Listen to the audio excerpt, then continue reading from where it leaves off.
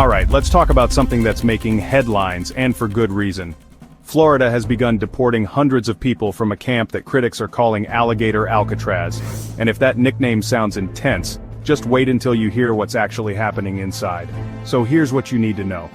Back in the rural Everglades just 40 miles outside Miami, there's a sprawling 39-acre detention camp. It was designed for 2,000, but right now, over 1,000 men are packed inside.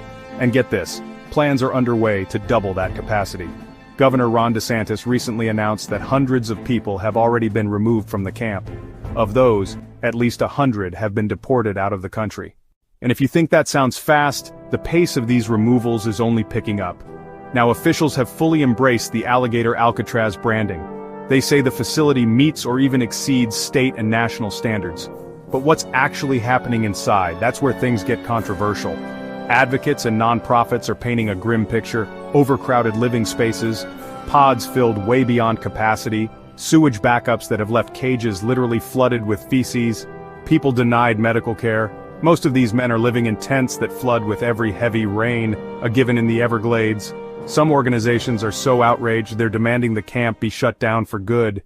And here's a twist. The people held there aren't just the deranged psychopaths and vicious people politicians have described. In reality, hundreds of detainees have no criminal records or charges at all. For many, this camp isn't a holding pen for dangerous offenders, it's a waiting room for people whose only crime is seeking a better life. Meanwhile, lawsuits are flying. Democrats are in court, fighting for access to see what's really going on inside. The tension?